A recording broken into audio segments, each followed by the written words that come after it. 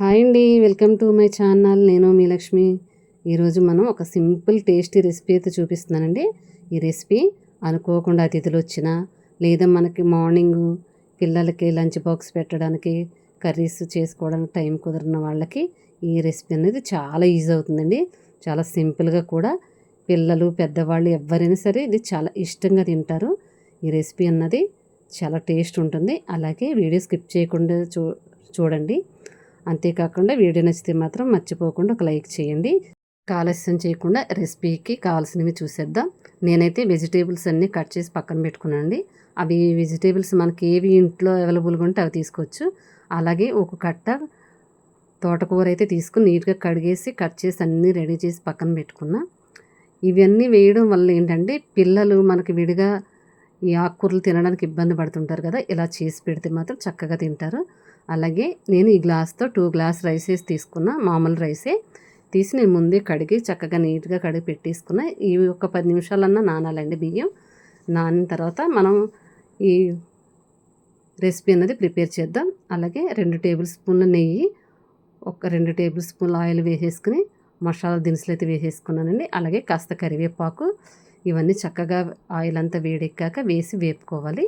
వేపుకున్న తర్వాత అల్లం వెల్లుల్లి పేస్ట్ కూడా వేసి పచ్చివాసన పోయే వరకు చక్కగా వేగనివ్వాలి. ఇవి వేగిన తర్వాత కట్ చేసి పెట్టుకున్న ఈ వెజిటేబుల్స్ అన్నీ ఇందులో వేసేసుకోవాలండి. ఇవి విడిగా వేపాల్సిన అవసరం లేదు. అన్నీ కలిపి మిక్స్ చేసి కుక్ చేసేసుకోవచ్చు. ఇవన్నీ లో ఫ్లేమ్లో పెట్టి చక్కగా మనకి ఇవన్నీ కుక్ అయ్యే వరకు మనం ఇలా కలుపుకోవాలి. కలుపుకున్న తర్వాత ఇవి ఆల్మోస్ట్ 50% కుక్ అయిపోయిన తర్వాత మనం రెడీ చేసి పెట్టుకున్న తోటకూర అయితే ఇందులో కూడా వేసేసుకుని దీన్ని కూడా చక్కగా మొత్తం ఈ వెజిటేబుల్ని వేసేసి చక్కగా ఇది కూడా తోటకూర మొత్తం అంతా కలిసేలా మిక్స్ చేసుకోవాలి. ఇలా మిక్స్ చేసుకోవడం వల్ల ఏంటంటే కాస్త మనం ఇందులో ఆయిల్ అది ఉంటుంది కదా, ఆయిల్తోనే ఈ తోటకూర అనేది ఆల్మోస్ట్ మగ్గిపోతుంది. మగ్గిపోయిన తర్వాత మనం దీనికి తగినంత సాల్ట్, అలాగే కాస్త పుదీనా ఇవి కూడా యాడ్ చేసుకుని నేను ఈ 2 గ్లాసులకైతే 2 టేబుల్ స్పూన్ సాల్ట్ అయితే వేస్తున్నానండి. ఉప్పు అన్నది మన ఇష్టం అండి, మనకి తినేదాన్ని బట్టి వేసుకోవచ్చు. అలాగే ఇందులో కారం కూడా ఏమీ యాడ్ చేయట్లే, ఓన్లీ గరం మసాలా, అలాగే కాస్త అల్లం వెల్లుల్లి పేస్ట్, కాస్త ధనియాల పౌడర్ అండి, అంతే. ఇవి 3 వేసి ఈ రైస్ అన్నది ప్రిపేర్ చేసిన. మనము తీసుకున్న 2 గ్లాసులు రైస్కి బియ్యానికి 4 గ్లాసులు వాటర్ అయితే యాడ్ చేసుకున్నాం. ఫుల్గా అవసరం లేదండి, 4 గ్లాసులు సరిపోతుంది. కొంచెం వెలుతుగా ఉన్నా పర్లేదు. అలాగే ఒక నిమ్మకాయ, మీడియం సైజ్ నిమ్మకాయ చక్కగా 2గా కట్ చేసి ఇందులో పిండేసుకోవాలండి. ఈ నిమ్మకాయ వేయడం వల్ల ఏంటంటే రైస్ అన్నది చక్కగా తినేటప్పుడు పుల్ల పుల్లగా ఉండి మంచి ఫ్లేవర్ వస్తుందన్నమాట. అలా వేయడం వల్ల టేస్ట్ అనేది ఇంకొంచెం డిఫరెంట్గా ఉంటుంది. ఆల్మోస్ట్ మనం అన్నీ వేసాం. ధనియాల పొడి అయితే ఇప్పుడు వేస్తున్నానండి, నేను ఇందాక వేయలేదు. ఇప్పుడైతే వేసి మళ్ళీ ఒకసారి తిప్పేస్తున్నాను. తిప్పేసిన తర్వాత చక్కగా ఇది మరుగుతున్నప్పుడే మనం రైస్ అన్నది ఇందులో యాడ్ చేసేసుకోవాలి. ఈ రైసు చక్కగా మరిగేటప్పుడు వేసుకుంటే మనకు తొందరగా కుక్ అవుతుందన్నమాట.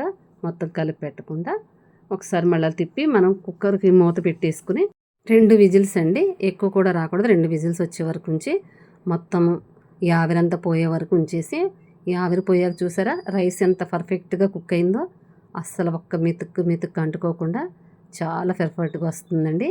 టేస్ట్ కూడా చాలా అద్భుతంగా ఉంటుంది. ఒకసారి ట్రై చేయండి. ట్రై చేసి ఎలా ఉంది ఏంటన్నది కామెంట్ రూపంలో చెప్పండి.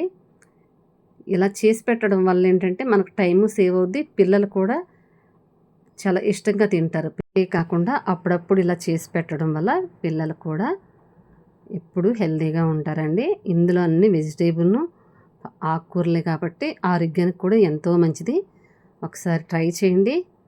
ట్రై చేసి ఎలా ఉందన్నది కామెంట్ రూపంలో చెప్పండి. ఈ వీడియో నచ్చితే మాత్రం మర్చిపోకుండా ఒక లైక్ చేయండి. మరిన్ని రెసిపీతో మీ ముందు ఉంటానండి. సరే అండి, ఉంటానండి.